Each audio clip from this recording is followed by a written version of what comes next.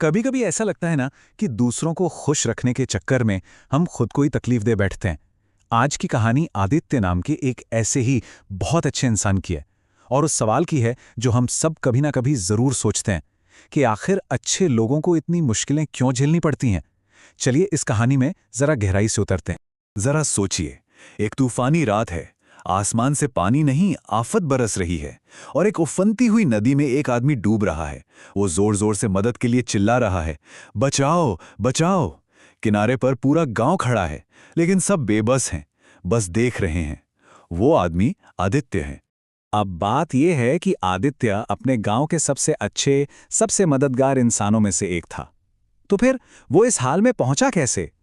उसकी कहानी ना उन बहुत से लोगों के संघर्ष से जुड़ी है जो दूसरों को ना नहीं कह पाते। ये सवाल सिर्फ आदित्य का नहीं है, हम में से कई लोगों का है। ये समझने के लिए कि आदित्य जो इतना भला इंसान था, इस भयानक स्थिति में फंसा कैसे, हमें थोड़ा पीछे जाना होगा। उसकी कहानी की जड़ें उसके बचपन में हैं। देखिए, आदित्य को बचपन से एक ही बात सिखाई गई थी कि अच्छे बच्चे कभी किसी को ना नहीं कहते। और ये बात उसके मन में तब घर कर गई जब एक दिन उसे दोस्तों के साथ क्रिकेट खेलने जाना था।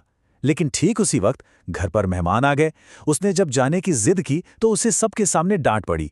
उस दिन उसने एक सबक सीखा, अपनी मर्जी चलाने से लोग नाराज होते हैं और दूसरों की बात मानने से सब ठीक रहता है।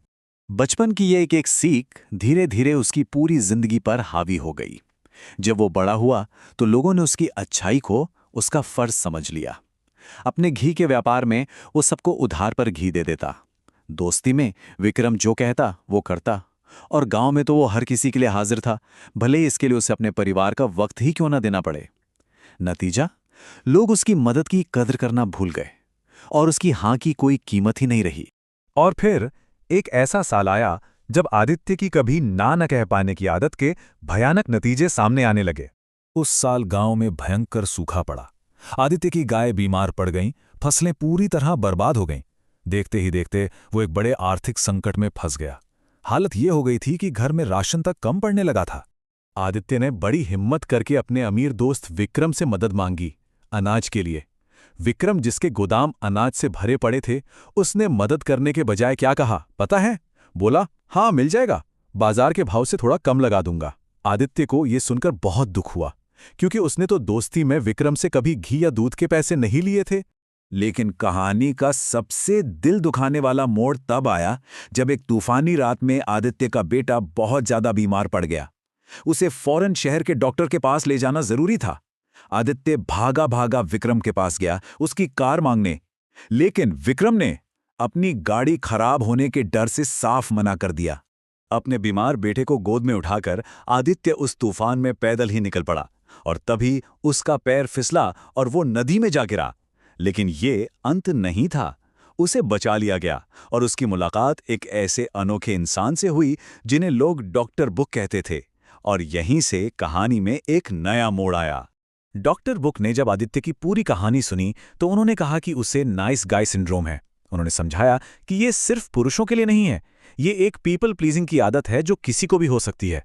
मतलब हमेशा अच्छा बने रहने की कोशिश, हमेशा दूसरों को खुश रखने की चाहत, भले ही इसमें अपना कितना भी नुकसान क्यों न हो रहा हो। यही उसकी सारी समस्याओं की असली जड़ थी।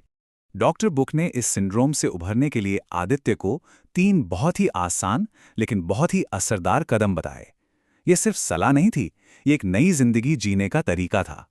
अब आदित्य एक नए नजरिए और एक नई हिम्मत के साथ अपने गांव वापस लौटा, लेकिन असली काम तो अब शुरू होना था, इन सबकों को अपनी जिंदगी में उतारना। आदित्य के अंदर अब एक बहुत बड़ा बदलाव आ रहा था। वो अब बाहरी दुनिया की नज़रों में अच्छा बनने की बजाय अपने अंदर की आवाज़ सुनने की कोशिश कर रहा था। वो समझ रहा था कि असली सम्मान दूसरों को खुश करने से नहीं, बल्कि अपनी सीमाएं तय करने से मिलता है। और फिर वो पल आया जिसका उसे इंतजार था। विक्रम ने उसे यूं ही बाजार चलने के लिए कहा। आदित्य के अंदर से आदत के मुताबिक हाँ निकलने वाली थी, लेकिन उसने डॉक्टर बुक का पहला कदम याद किया। वो रुका, एक लंबी सांस ली और अपनी जिंदगी में शायद पहली बार उसने शांति से विक्रम को कहा, नहीं, मुझे काम है। विक्रम के चेहरे पर जो हैरानी थी वो देखने लायक थी। लेकिन ना कहने के ठीक बाद आदित्य को बहुत बुरा लगा। एक अपराध बोध, एक गिल्ट ने उसे घेर लिया। उसे लगा कि वो एक बुरा इंसान, एक बुरा दोस्त बन रहा है। पर तभी उसे डॉक्टर बुक की कहीं एक और बात याद आई। ये गिल्ट, ये अपराध बोध इस बात का संकेत नहीं है कि तुम गलत हो। ये इस बात का संकेत है कि तुम अपने कंफर्ट जोन से बाहर निकल रहे हो, और ये एक अच्छी बात है। तो आदित्य की इस पूरी कहानी से हम अपनी जिंदगी के लिए क्या सीख सकते हैं? चलिए 5 बहुत ही जरूरी सिद्धांतों को समझते हैं। पहला सबक, अगर कोई इंसान कभी ना नहीं कहता तो उसकी हाँ की कोई कीमत नहीं रह जाती। सोचिए, जब आप हर किसी के लिए हर समय उपलब्ध रहते हैं तो लोग आपकी मदद को, आपके वक्त को ग्रांटेड लेने लगते हैं, ठीक वैसे ही जैसे आदित्य के साथ हुआ। दूसरा सबक, अपराध बोध यानी गिल्ट नैतिकता का पैमाना नहीं है। अक्सर ना कहने पर जो हमें बुरा महसूस होता है वो कोई सच्चाई नहीं, बल्कि बचपन से दिमाग में डाली गई एक पुरानी आदत है। ये इस बात का इशारा नहीं कि हम गलत हैं, बल्कि ये इशारा है कि हम अपनी पुरानी सोच को बदल रहे हैं। तीसरा और शायद सबसे शक्तिशाली सबक, हाँ कहने से पहले बस एक पल के लिए रुकें। जब भी कोई कुछ मांगे तो तुरंत जवाब देने की आदत को तोड़ें। बस इतना कहें, मुझे सोचने के लिए थोड़ा समय दो। ये छोटा सा पॉज आपको भावनाओं में बहकर नहीं, बल्कि सोच समझकर फैसला लेने की ताकत देता है।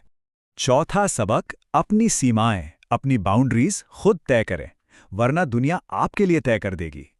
अगर हम खुद ये तय नहीं करेंगे कि हमारा समय और हमारी एनर्जी कहाँ लगेगी, तो यकीन मानिए कोई और ये फैसला हमारे लिए कर देगा। हमारी जिंदगी हमारी होनी चाहिए, दूसरों की उम्मीदों की लिस्ट नहीं। और पांचवा सबक, सीमाएं आपके रिश्तों को फिल्टर कर देती हैं।